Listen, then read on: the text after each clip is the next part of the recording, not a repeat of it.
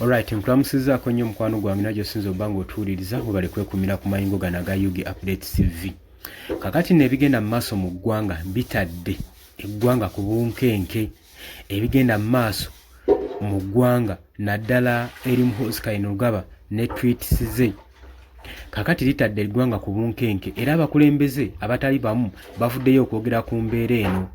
Mu kaseera ke kamu nga Yoweri Kaguta Museveni agenda mu maaso n'okukkaatiriza n'okusuubiza bannayuganda nga wagenda okuzza empisa mu ggwanga erya Uganda People's Defence Force y'engeri yokka gye basobola okulaba nga amagye gasobola okuba nga gali united. Kakati agamba nti n'ensonga ezimu kuzaayisiza bbiiru eno kusobola kulaba nga bateeka empisa mu ggye lino erya UPDF. Kakati abakulembeze batandise kino kikubamu ebituli nga bagamba nti nno okuba nga kuzza mpisa waaki mutabani we Muhoozi Kainerugaba akyagenda mu maaso n'okweyisa bw'atyo yandibadde yamukangavula dda. Wabula bino byonna babyogera nga basinziira ku event yabaddewo ennaku eziyise emabega oluvannyuma lwa Muhoozi Kainerugaba okuvaayo n'okulabula aba European Union.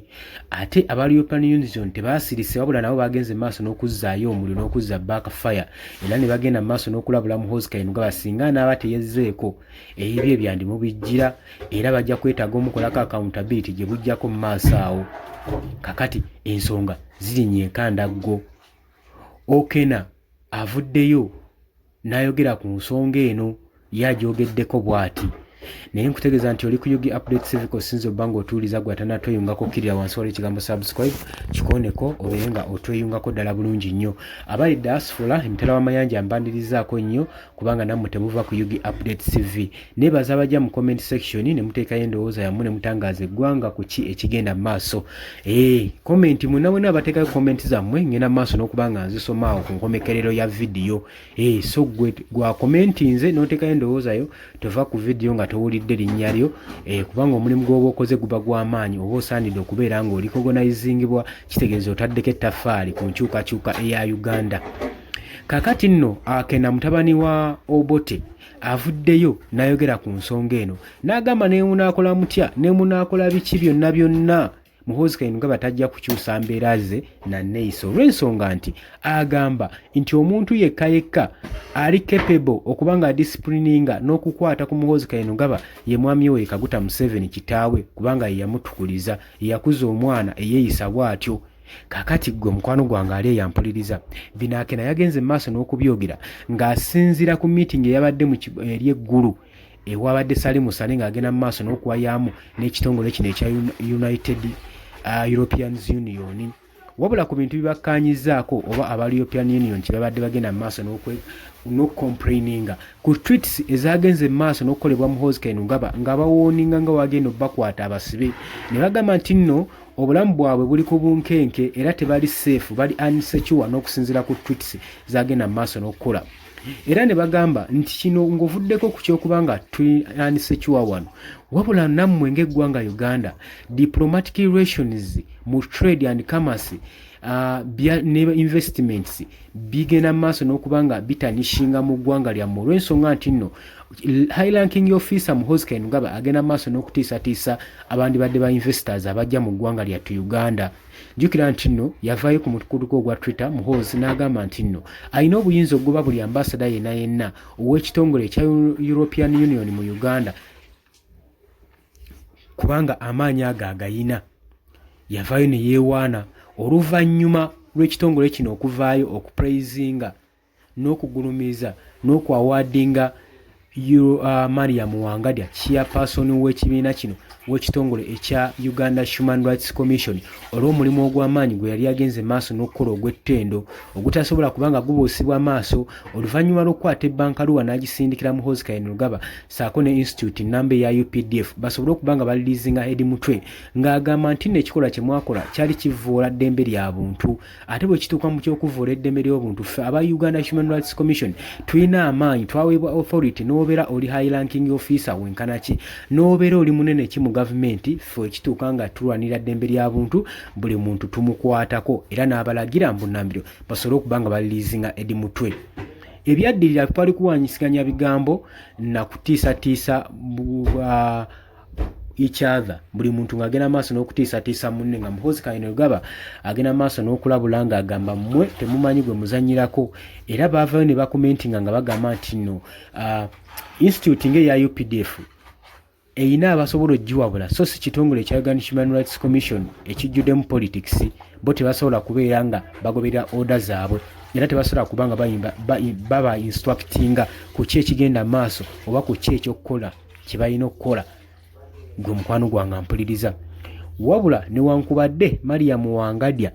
bagenda maaso n'okumutiisatiisa nga Muhoozi agenda maaso n'okkiringa ng'ebaali bawadde ekitongole kino ekya Uganda Human Rights Commission obulamu kyali ategeeza ki ekyo tetwakimanya bulungi nnyo wabula Mariam Wangadya yagenda maaso n'okubanga aluma n'ogwengu n'agamba byonna bye mwogera nze sifa ku bigambo ki by'otwitinga ebitiisatiisa wabula nze kyenjagala kwe kuteeka mu nkola ekiragiro kye nnakuwadde eky'okuba ng'olilizinga Eddie Muto okuba n'embeera zaalimu si nnungi ate wamukwata mu ngeri emenya amateeka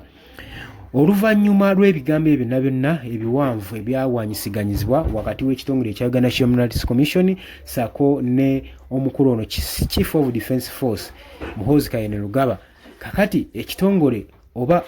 European Union kuno kwe basinzira okubanga bawaadinga Mariam Wangadya n'omupraising obuvumu bwe yayolesa oba okulwanirira eddembe ly'obuntu mu Uganda wabula bino Muhoozi Kainerugaba yabirabako tebyamuyisa bulungi ng'agamba bayinza batya omwawaadinga ate nga yabadde ataakinga nze era n'agenda mu maaso n'okubanga alumbagana European Union nga bagamba kye mwakoze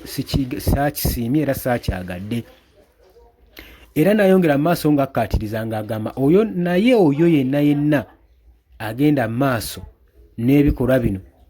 ebinsoomooza ajja kuba kamujjuutuka kuba nyina weebwa obuyinza Muhoozi Kainerugaba sobola okugoba ambasada yenna kabeere wa kitebe kimuno mu Uganda okubanga ayabulira wabula bino Muhoozi Kainerugaba agenda okubyogera nga European Union ke bajje basinkana ekibiina kya National Unity Platform ne Robert Kyagulanyi Ssentamu era n'asindika omuliro ng'agamba oyo yenna agenda maaso n'okucekinga Robert Kyagulanyi Ssentamu mu maakinze era akimanye nti nja bakwata era nja basiba so eno consideration okutabagana kwe kwabadde kugezaako okubanga kunoonyezebwa mu kibuga ggulu eri wakati wa General Salim Saleh European Union saako ne Muhoozi Kainerugaba wabula yake n'agamba nti Salim Saleh byagenda mu maaso n'okukola afuuyira Ndiga Munere tebabalima nti no waliyo high ranking officer asobola okutabaganya Muhoozi n'amubuulira ne yeddako okujjako mwami Yoweri Kaguta Museveni yennyini mwennyini kamwe mwenye yasobola okuvaayo okubuulira ku mutabani we n'ebikolwa byagenda mu maaso n'okukola oli ku Yugi Updates Civic osinza obanga otuwuliriza gwe mukwano gwange atanatoyungako kiri wansi wala ekigambo subscribe kiboneko obeere nga otwegattako ebyo byonna nga biri awo mwami Museveni gwe tusuubira nti no yandigambye ku Muhoozi Kainerugaba agenda mu maaso buli lukya n'okubanga alangirira nga wagenda okuzza empisa mu UPDF naye ensonga ekyagaanye kubanga mutabani we Chief of Defence Force omukulu high ranking officers yagenda mu maaso n'okubanga akyoboola yagenda mu maaso n'okubanga actinga mu ngeri eri indiscipline mu ggye erya UPDF obadde oli ku Yugi Updates Civic osinza obanga otuwuliriza era mbaagala nnyo wabula mwabajja mu comment section nyongera okubeebaza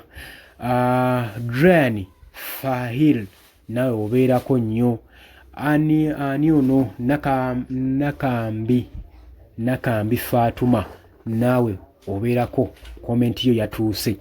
namuwaya adijja gwe nakusomye dda nawe comment yo yatuuse ni wano omulala naluwooza Jeni webale commentinga Nere Vere nawe obeerako Nantumbwe Nabuwaati naye kwoli Moses Sennabulya Sara Namutebi Namugamba Jojo William niwagaba Jojo William